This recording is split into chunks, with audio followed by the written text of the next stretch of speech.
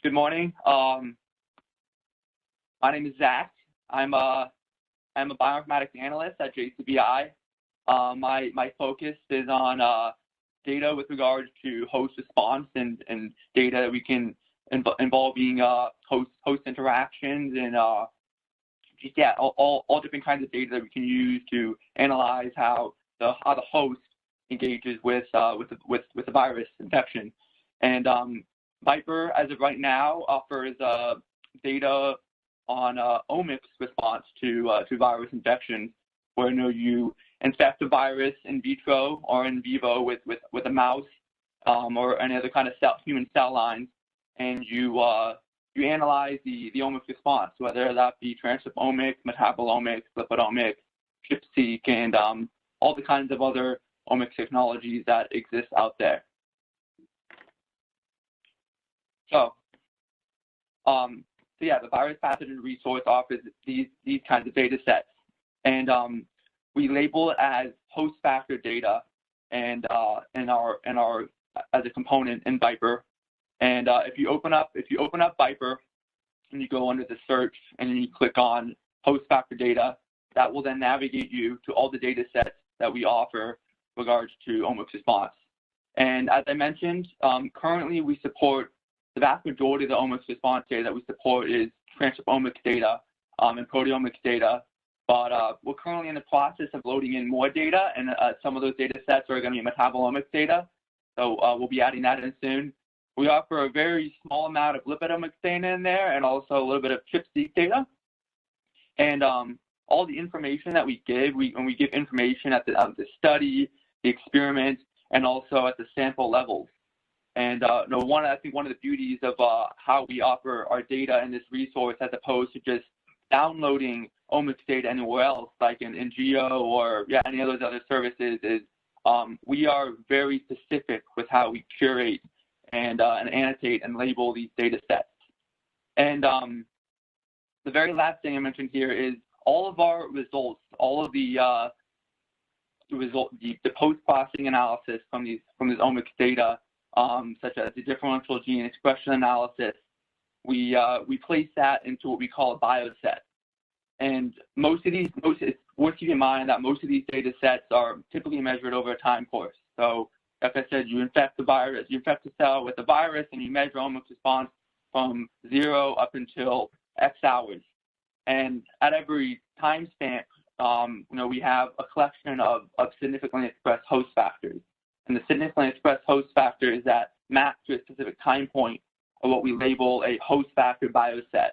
And primarily, as of right now, when you're caring about analysis and the host factor component of Viper, most of the analysis is done with these host factor biosets, which for this case is usually a collection of differentially expressed genes.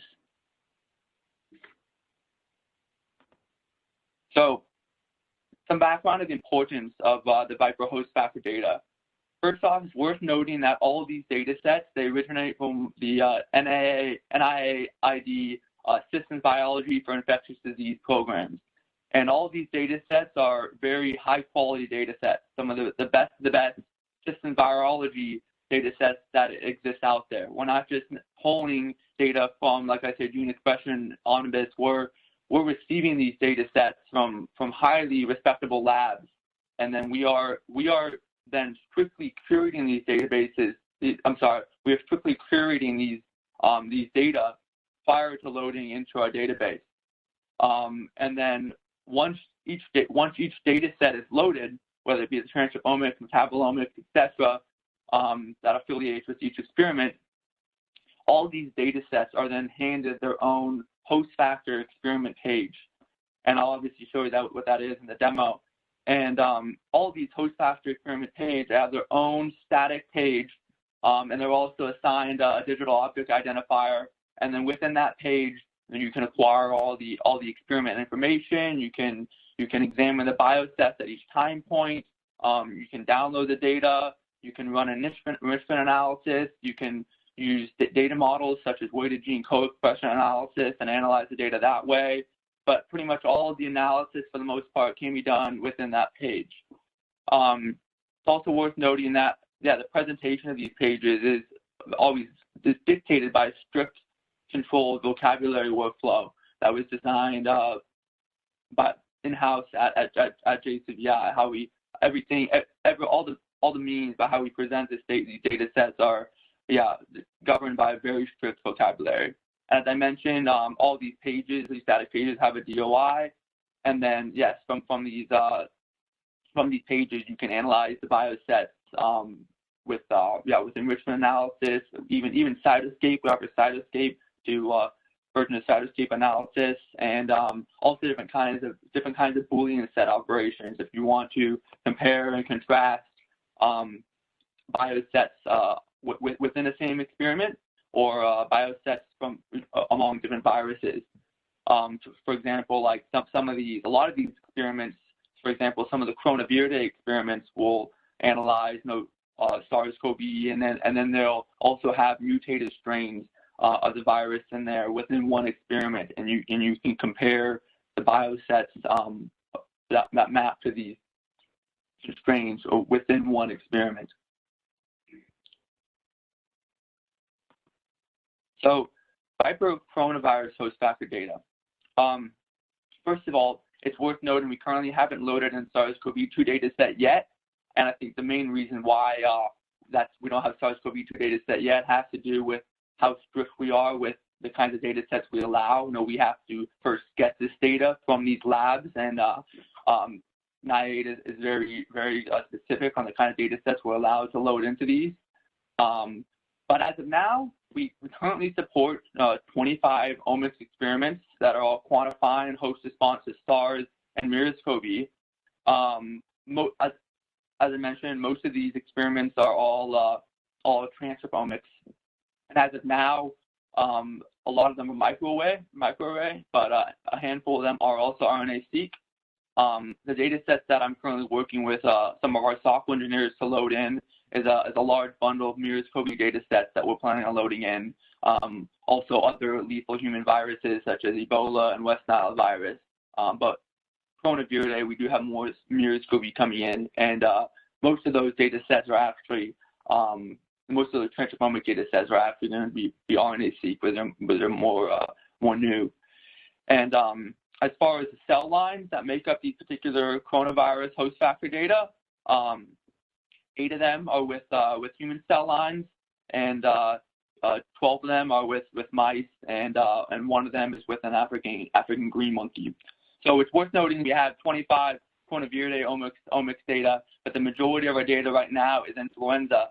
But we are in the process of currently loading in a large bundle of omics data that from what we call omics, what's called omics LHV, omics lethal human viruses, as a group of researchers, group of system biology labs are going to be sending us Ebola, or we're going to be loading in Ebola, West Nile virus, MERS, and other strains of influenza. And so I'd like to switch over now. I'm going to move over to a live demo in Viper, where I'm going to then walk you through this component of our database, the data sets that we offer, the kind of tools that we go through, and then after that I'll pause and you guys can ask any questions. Okay, so here we're already in the Coronaviridae page. I'm already signed in, and here's our host factor data component. So I'm going to open up the host factor data component, and here we are. Here's the page.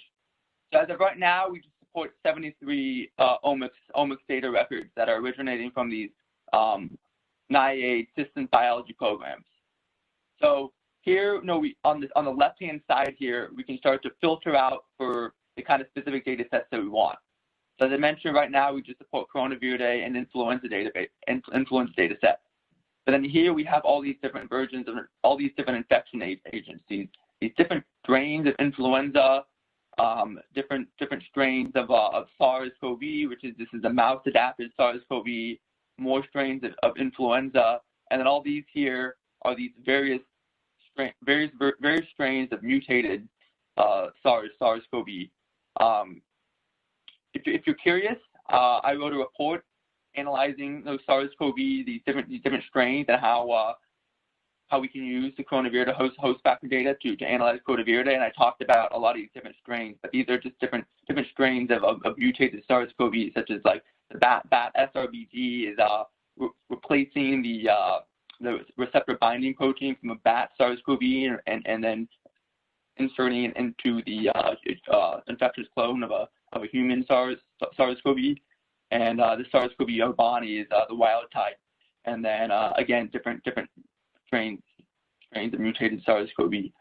And then we also have the assay types you can filter for, like ChIP-Seq and the lipidomics and the proteomics and transcriptomics, and then you can filter for your host, and then also if there's a specific time point that you would like to filter for, the days, even hours, and these are again timestamps for which the omics data, the omics quantification was reported. So I'm going to filter for Coronaviridae data. I want all of that. I want all transcriptomics data, and I want it to be human. You don't necessarily have to filter out. It makes it easier. You could easily just scroll through. Data and find the data set that you're interested in. But yeah, for the sake of this, we'll do that. We'll filter it. So now we have again all the Coronaviridae experiments that are transcriptomics and human. So in the first column, we just get this experiment name, and usually that has something to do with the virus and like the cell line, how the name is determined. So like SARS Cal-U3 cell line, or SARS human airway epithelial, and then or EC. I think I know there's another name probably named MERS, that this EMC virus. I think that's why it starts with an E, but it's a MERS data. Or then you can also name you can name it based off of the experimenters. And so and then each experiment will also have that name and then a dash letter. Well, in this case, R always refers to transcriptomics. And so if it's a proteomics experiment, it'll be -P. If it's a metabolomics experiment, it'll be -M, and then -L for lipidomics. So yeah, that helps us identify what kind of experiment it is. And then just the study title, and then the experiment type, the different treatment agents, whether it be just one virus or it be multiple strains of a virus, and also the MOI, the multitude of infection, how much virus was infected in vitro or in vivo in mice cases. And then again, the treatment duration. So like this first experiment started at 0, went up to 24 hours, and then recorded the omics response at each of those time points. And then we have the cell line, the primary biosample, and then finally the host. So this is just the very basic information about the experiment before we open it up and get even more information. So I'm going to click on this experiment here, this SCL05. This is a SARS-CoV experiment, SARS-CoV, and also that involves another strain of this deletion, a mutated strain of SARS that involves a deletion in the ORF6 gene. So I'm going to click on this, and this is going to take us to a brand new page. And this is the page I'm talking about that now will have an assigned GOI. This is a static representation of this data set that with the digital object identifier. So the first thing we get here is we get general information, experiment information, detailed description of the study, this experiment description with the cell lines and what was infected. There's a PI and where these data came from, the assay type, and this measurement technique in particular was an array, it was microarray, more information on the experimenters, and also identifiers of the public repository. We're about to add another column into this where the DOI will be labeled. That should be done very shortly. And then again, the treatment agents. And this is even more detail. We offer even more detail regards to the experiment. This gives a brief description of the cell line characteristics. So this is Cal-U3 sorted for high levels of expression of SARS-CoV cellular receptors, so they ACE2. So this more detail is based on how these cell lines are chosen, number of biological samples, and then here the treatment duration, all the timestamps. for which we record infection, for which we record the omics data. And then even more detail again. So this is the analysis that was conducted here with differential gene expression analysis, and they say what the differential expression cutoff was. So in this case, all genes were differentially expressed when the fold change was greater than 1.5, and the corrected p-value was less than 0.05. It's worth noting that across different experiments, this could change. I mean, as we all know, differential expression can sometimes be subjective according to the researcher. So this is extremely important to keep in mind if you're ever engaging with these data sets. It's something I noticed myself when I was working with these data sets. I was getting like kind of completely different results, and then I realized that a particular group of experimenters was defining their differential expression, ignoring fold change, and only considering an FDR. So when you're carrying out these analyses, make sure you observe this criteria. So, and then here are the biosets that we're talking about. So as I mentioned, this particular experiment has the two strains of SARS-CoV. Well, we have the wild type and this mutated strain with the deletion in the ORF6. And as you see, like we started 0 hours, and obviously there should be no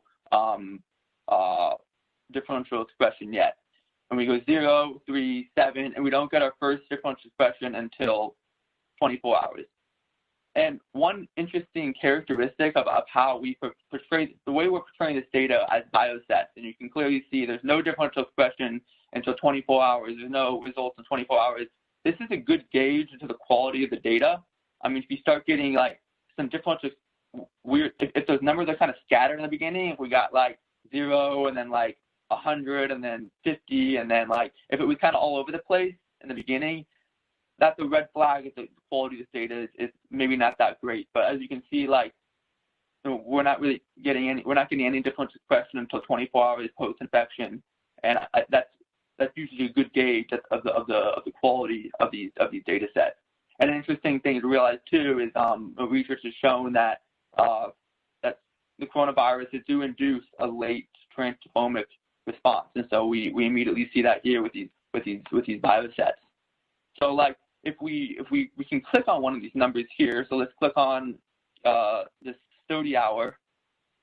Click on here, and we'll get, this is all the differential expressed genes that are that are in this bioset. We come to a new table where we have all the genes, the different IDs, and then the log fold change and the p-value.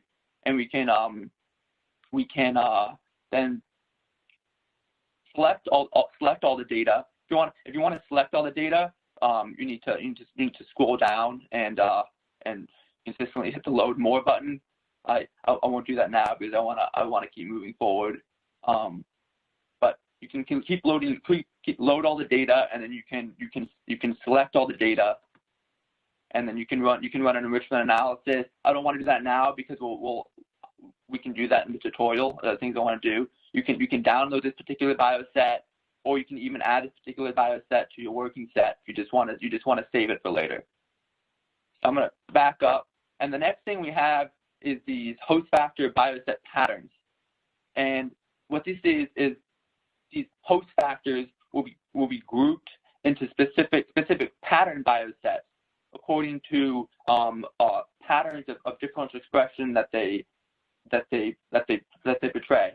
So like this particular bioset to begin with, there are 528 genes that express this pattern of upregulation towards the end of the experiment, unique to this virus. So like remember, these are comparing two strains of SARS-CoV-2 here. SARS-1. It's comparing two strains of SARS-1. And so you notice there's this upregulation, and at the end of this line, and all this upregulation is unique to that SARS with the deletion of the ORF6. So this would be a really interesting bioset to explore. What are these genes that are being uniquely upregulated with this virus with a deletion in the ORF6 gene? And same goes for this bioset here. There are 451 host factors that are uniquely downregulated this deletion of the ORF6. And then you can get creative with what kind of pattern analysis you want to explore. And you can even search for specific genes like interferon beta, and that should give you that should give you the what pattern bioset does this interferon beta exhibit. There's 91 genes that are in that bioset. And then here we offer some data models. This is our weighted gene co-expression network analysis, and this was designed by I think Bin Zhang over at Bin Zhang's group over at Mount Sinai, ICANN School of Medicine in Mount Sinai. This all has a publication associated with it. Whether or not you know much about WGCNA, we just offer weighted code gene expression analysis as a particular data model for analyzing these data. And then we also offer a second data model where you can correlate the WGCNA co-expression modules with the metadata. So, for example, these are all modules determined by WGCNA, and this yellow module seems to highly correlate with this deORF strain. So this deletion in the ORF6 strain seems to be really highly relative with the expression of this yellow module. So so you can correlate expression modules with metadata, and you can click on these modules here, and you can check these, and you can also do some visualization in Cytoscape. Let's see here. Okay.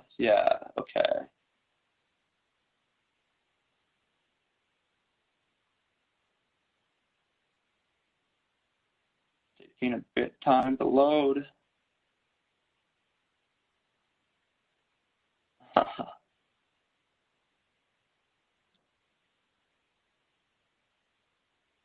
little slow today. Oh, here we go. Okay. Yeah, so this and this here, and then you can change. This is all the edges are determined by the strength of correlation among all the edges are correlation among genes within a module, and you can change the weight of the correlation and see how that changes the module. It looks like Anna just posted that publication in there. So that's one tool we have. Notice that took us to a new page. And so that's the data models. I'm going to leave this page and go back, go show another thing that we can do with host factor data. So coming back to this, and so now say I want to do some Boolean set operations, and maybe I want to do some Boolean set operations within the deORF, that's comparing the deORF6 strain with the SARS-CoV. So I'll check that off, and I'll go view associated biosets. And one thing I actually also forgot to mention, you're probably curious of whether or not you can just download the whole data set. So you just want to download the whole post-process log fold change p-value data set of this SARS-CoV transcriptomics experiment.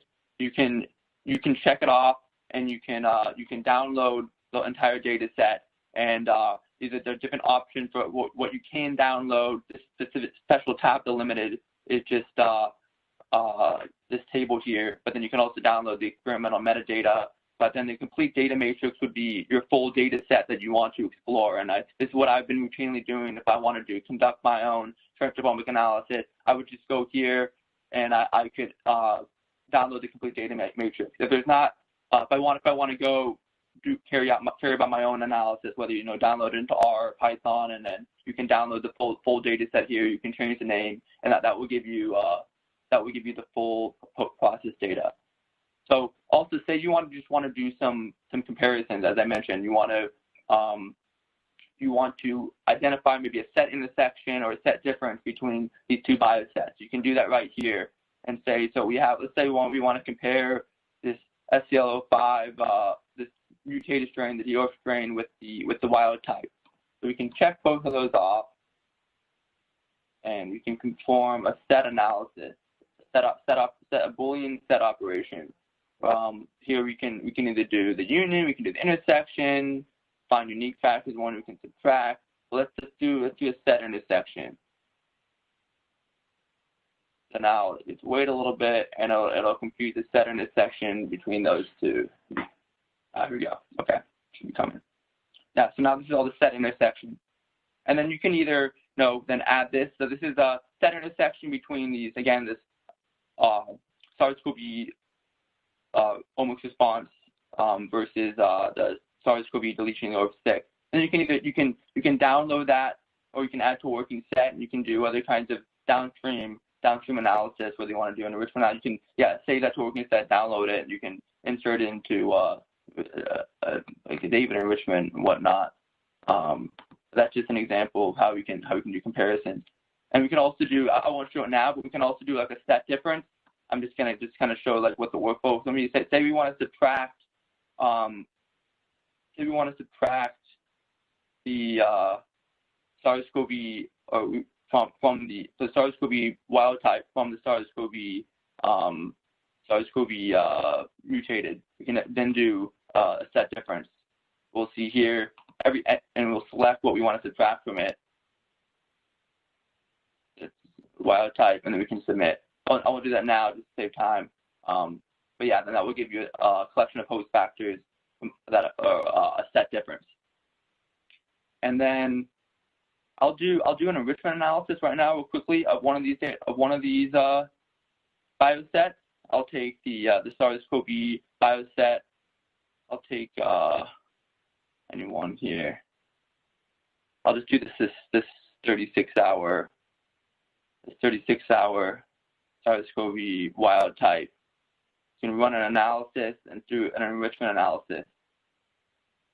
And here we can select the enrichment algorithm. Right now, we're just use the classify enrichment algorithm. Coming soon is GSEA and Go Bayes, and then either gene ontology or Reactome. And typically the background is always from experiment. And then you can run and you can do a specific enrichment analysis with this bioset. So Zach, maybe you can comment on saving the results to the Workbench or requesting notification by email. You can also request to save that result to your Workbench or request notification. Yeah. You don't have to sit around and wait for the results to finish. You can just get an email when it's ready. Yeah, exactly. Yeah, you probably caught that on the last page. There was the email and there was the Workbench, but yeah, you can do that. So then here's the classified Go enrichment, and obviously we see different kinds of innate immune response, or even different kinds of processes that some of these processes may be upregulation and what the virus needs to carry its life cycle. So all these are different processes that we're getting, and how the host is responding to the virus, but also maybe how the virus is capitalizing on the host. So this is just the Go enrichment that we're seeing for this particular bioset in response to the infection. And then we have their interesting. This data set for some reason gave me the I guess I didn't realize I had selected both. I thought I only selected wild type SARS-CoV, but I guess I accidentally did just select the mutated T-org at time 54. So it gives me the Go enrichment, the p-value Go enrichment for both. So you can actually you can compare you can compare the enrichment among both biosets. And then we can always we click view term content. Oh, I just select I'm actually only going to select maybe one. I select one, and that will show me all the host factors that are affiliated with that Go term. There we go. Yeah. So these are the host factors that are associated with that particular Go term. You see this Go term immune response, and you see all the symbols, the gene symbols, and their log fold chains, the p-value. And then we can if we're really interested in that data set, we can check them Actually, if we want to get all the data, we're going to need to load all of it. Make sure it's all loaded. And for these particular genes that, with go term immune response, we can check it, and we can add this to a working set. Create a new working set name and call it SARS immune response, something like that, and then you can then add to your working set, and you have that saved.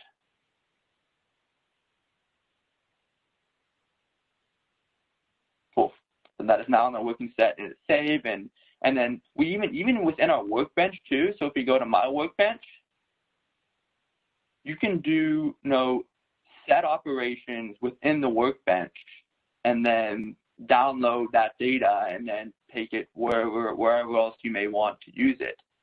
So, like for example, I already have a lot of analysis in here, but say I have this SARS and this MERS data. I took this SARS bioset and this MERS bioset here, and let's say we want to do a set intersection that. So again, to do that, I had to click on, we backtrack, I had to click on my bioset, and I had to add that to the workbench. I did that for a SARS experiment, and then I had to add a MERS bioset to my working set. So yeah, if you want to compare viruses, SARS and MERS, we typically do that through the working set. So just add a particular bioset of interest to any kind of data. It can even be the pattern analysis. Add that to your workbench, and then you can click on the more actions here. And then here, since we selected 2, anytime you select 2, it's automatically going to be an intersection. If you want to do a set difference, you only select 1. So here we can do an intersection between SARS and MERS. That's weird. Oh, I need to load that. Zach, I want to make sure we have enough time for questions and for people to work on the exercises. Absolutely. So yeah, we'll go through the exercise. I'll pause here. I think I'm pretty much done going through the demonstration. If there's any questions that people want to ask, I'm just gonna come back to the original Coronaviridae home. The bottom line is, our research is unique in the way we can, one, how the data is presented and curated, and 2, like a resource for which you can specifically do enrichment analysis and Boolean set operation within the resource, and then save it to your working bench. That's the big takeaway, I think, from host factor component of Viper. Okay, I'm just going to thank everyone for your attention, and if you'd like to stay on and work through the tutorial at your leisure, we'll stay on for another 10 minutes or so. And of course, if you have any other questions after we sign off, you can always go to the help section on the Viper webpage on the top right and send us feedback, ask us any questions, or suggest any improvements for the website that you might have for us.